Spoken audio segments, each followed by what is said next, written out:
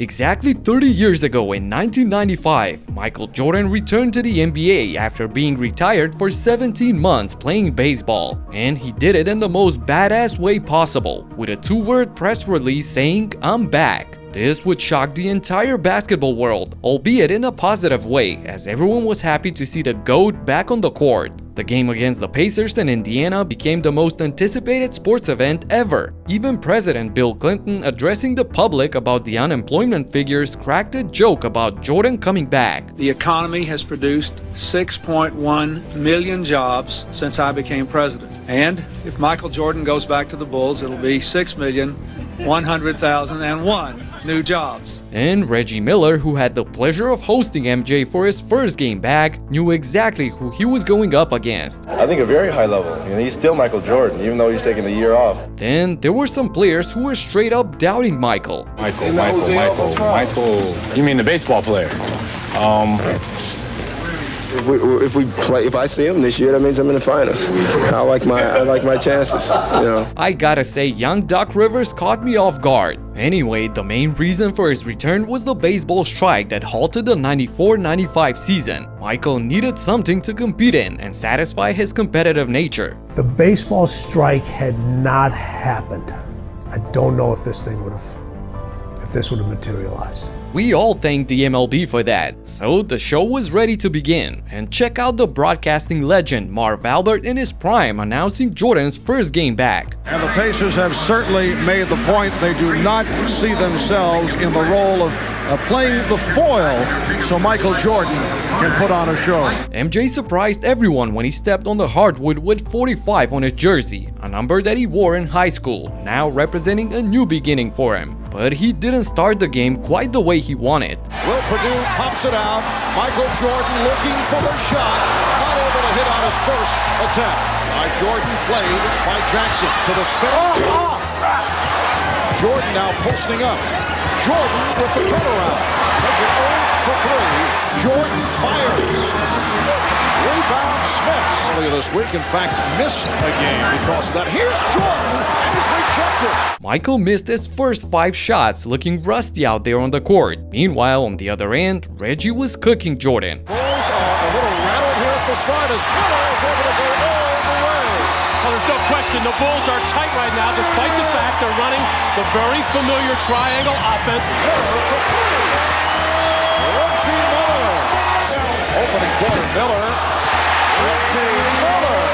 And check out Scottie Pippen bricking his first couple of 3-point attempts. This is the same guy that's talking trash 30 years later. Regardless, the Pacers had a 6-point lead after 1, with Mike going scoreless while Miller scored 10 points. In the second quarter, he got fouled while penetrating and got to the line where he can score with his eyes closed, right? And here is Jordan. And still looking for his first point. Ooh, he must have been upset after missing this penalty. Finally, he drains the second free throw for his first NBA point after almost 2 years. Reggie, on the other hand, kept firing on all cylinders. Jordan got picked off. Miller fires. Yes! The Pacers dominated till that point, going on a 15-3 run in the second period with Michael on the floor. The Bulls were down by 18, shooting miserably from the floor mainly because of trying to incorporate a megastar for the first time in their new system. And with 4 minutes left in the second, MJ's first bucket went through the net. Field goal, and there it is! Michael Jordan! After seeing his first shot go down, Jordan felt confident. He's really not back at 100%, but having an outstanding day. Michael Jordan! A signature move going left and stopping on a dime before swishing the shot over the outstretched arms of Miller. However, on the next possession, when trying to do the same going right, he missed badly. Michael finished the first half with a modest 7 points on 2 for 9 from the field, and Chicago was down by 10 points. But early in the second half, Jordan made an outstanding play starting on the defensive end. Jordan swiped it from Smith. Michael Jordan with the steal. Jordan all the way. Welcome back. Wow, the strip on Smith on one end and then going coast to coast for a gorgeous finger roll. He's back. Then he got the ball inside, but Dale Davis swatted his shot out of bounds. Luckily, the refs called it a goaltend, so 2 more points for Mike. Reggie on the other side continued with his hot shooting night. Quick release by Reggie Miller. Not only him, but Derek McKee also poured in on Michael. That clock down to 3. McKee. The Pacers, up by 15, looked like they got things under control, but the Bulls with MJ on the bench made some extraordinary plays to keep the game within reach. Pippen looking for the shot, can't find it. Kukoc has to fire and hits. Tony Kukoc with a 3. Armstrong beating Jackson with the dribble, and it's Whittington with the slam. And when he got back, he started feeding his teammates. Jordan from Kukoc. Yes! Michael Jordan with the feed for Tony. Down to 5 seconds. Now they double up. Here's Jordan slicing his way, setting up Whittington. Those were some amazing dives by Jordan, drawing the attention of the defense and dropping the pass for the easiest points of the night for Kukoc and Whittington. And with that, finishing the third quarter on a high note for Chicago, despite still being down by 10 points. But at the start of the final period, Rick Smits cooled down Mike and the Bulls because Here's Jordan putting the move out. Trying to figure out why he didn't get a foul call there. He initiated the contact into Smits. Smits. Well, Rick Smits. Indiana went up by 16 with less than 7 minutes to go, but then Steve Kerr and Scottie Pippen responded with back-to-back threes to cut the lead back to 10. Then Michael got McKee up in the air with a ball fake before finding Longley inside for the easy deuce. And that leads us to this sequence where Miller and Jordan went head-to-head on both ends. Miller, yes! That's a two-pointer. A great release of Reggie Miller. Jordan throwing glass. Indiana 88, Chicago 81. So with the lead down to 7 and 3 minutes on the clock, BJ Armstrong announces the war in the clutch with his corner 3. Rebound block. Armstrong backs to three-point territory, and he hit it. And with Reggie being unable to respond on the other end, it was MJ time. Or was it? Jordan posting on Miller. No help at this point. Jordan not able to hit. Jordan freezes Miller before raising up but misses the jumper as well. This was cash money all day before his retirement. McKee drained the midi afterwards, forcing the Zen Master to call a timeout. And look at Mike on the bench, frustrated knowing he missed a crucial chance late in the game. Out of the timeout, he's persistent but continues to fire bricks. Just 5 of 22 from the field till that moment. Anyway, he redeems himself by stealing the ball just seconds later and drops the pass down to Blunt, who's fouled and will go to the line. It's a 5-point game with a minute and a half remaining when Chicago's defense delivers again. A minute 35 remaining in the fourth. Pressure by Chicago. Indiana's led by as many as 18. Armstrong with a steal.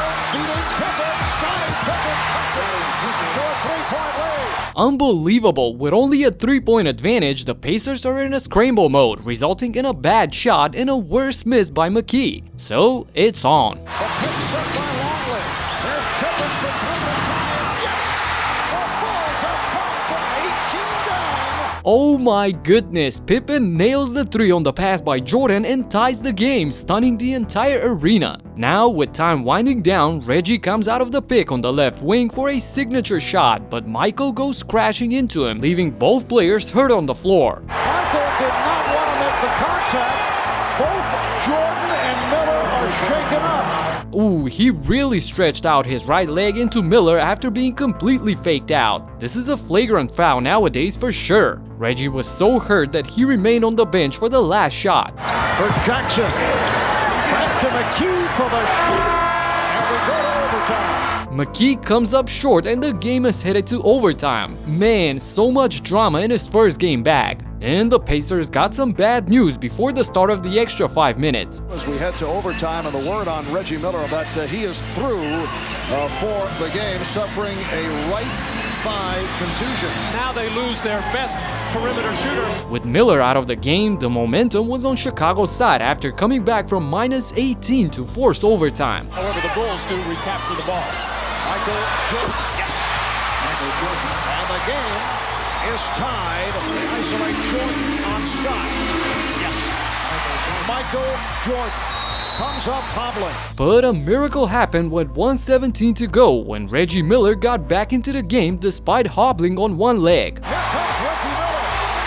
So Reggie Miller, who appeared to be through for the rest of the game, is limping his way back out of the the court. This seemed to spark a much-needed motivation to his teammates because Jackson. Reggie got subbed out after one trip down the court, but the Pacers continued in high spirit.